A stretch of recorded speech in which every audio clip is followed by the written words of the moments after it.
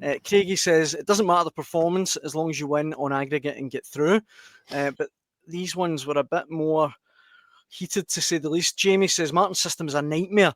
Some of these Rangers players are just not good enough. Passing is shocking. Defence is a liability. Henry says, as I was watching Rangers play, I felt that the team had no clue as to where they were playing and were getting no instruction from the manager. If they were playing in Scotland, they would have had a hiding. Something is wrong in the manager's translation. The team are surely not following his instructions. Donald, though, says Martin deserves all the pundits he got us through. However, let's be honest, Rangers were shocking and Panathinaikos were just as bad. If Rangers play like that in the Premiership, teams will catch on and it could be another season of misery. And just very finally, Keith, Paul Brannigan says, Celtic will eat them up. I'm honest in my evaluation in that game last night, and fair play, good striker both matches, and you'd be headhunting Martin. So, Rangers get through, Keith, but some concerned Rangers fans, it seems. It's a mixed bag, isn't it? It really is, because on the one hand, there's a lot for Russell Martin to feel really pleased about. He's through, first and foremost, and he's got this safety net now of Europa League at the minimum up until the turn of the year. Now, that's great, and that's, you know, when he first assessed what he had in front of him when he took on this job, you know, that was target number one. And it's been ticked off. So that's good for Russell Martin. What's good for Russell Martin as well is that he has been really active in the transfer market. You can see what he's trying to put together. I've said before that there's a strategy to the work that they're doing in the transfer market this summer that I've not seen Rangers put into practice for a long, long time. And that's another big tick. He's obviously got his style of play. And I wonder... I've not been overly impressed by it, I have to tell you. And I mentioned last night, if you're a Southampton fan and you watched any of that game, you probably curled up on the couch, adopting the fetal position because of the flashbacks you've been hit with from last season. And that's going to be interesting. I think there's a fair and reasonable argument that it's not going to look anything like what he wants it to look like until he's actually got the players that he wants to perform it. And right now he doesn't. Right now there are square pegs, round holes, etc., etc. So it's a question of how quickly can he get the guys in that he feels make that system work. In the meantime, I understand what he's doing.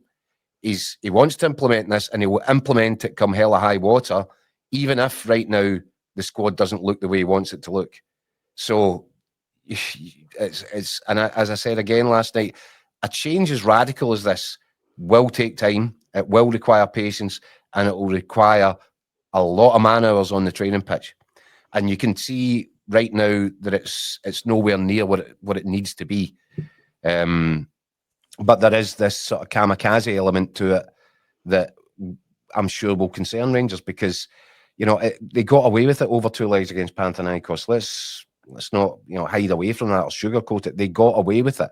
Yeah. When they did make really bad mistakes and were guilty of playing really risky, high risk stuff out from the back and not, you know, not doing it precisely enough, they were lucky that they weren't heavily punished. Mm-hmm. And that you know, I think even in at the domestic level here in Scotland, I think you'll get punished. Mm-hmm. I think most Rangers fans, if they're being honest, would have thought that Panathinaikos would be more punishing than they actually were. Mm-hmm. But you take the breaks where you can find them, and there is so much to do. It is such a big task. It has all stacked up against him in terms of the timing and the odds.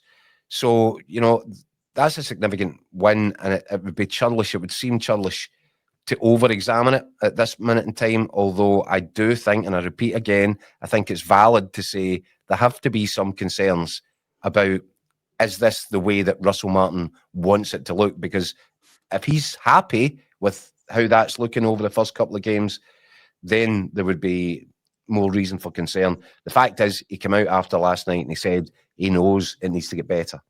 I think it is different, and I think it's an interesting topic of conversation.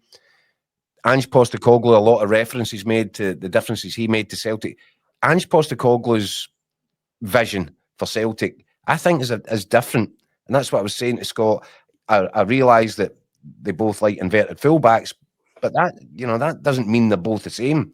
I think Postecoglou's style of play was a little bit more dynamic and front-footed than what we've seen so far from Rangers.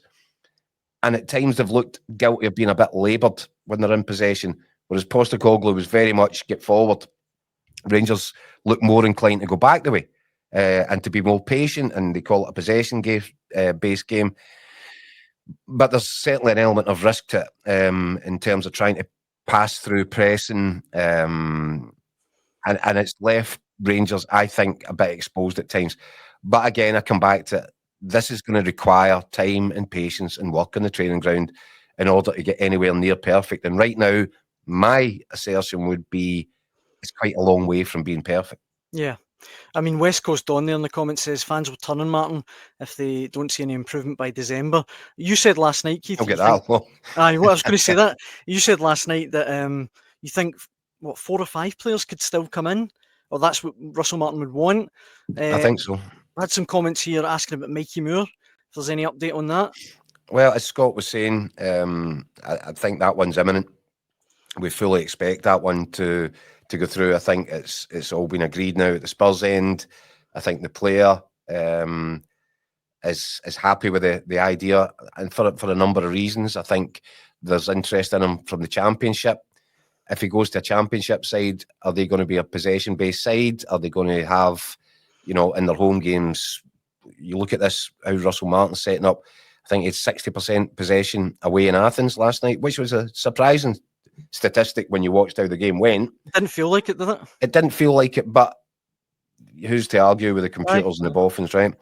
So if you extrapolate that into domestic football games at Ibrox, Rangers are going to have a lot of the ball this season, and I think that will be good for Mikey Moore's development in terms of playing with a side which is going to have a lot of the ball, and they will require someone like him in wider areas to produce that little bit of individual magic to unlock packed defences. I think I can see why this move in particular would make sense for Mikey Moore and for Spurs, and obviously for Rangers,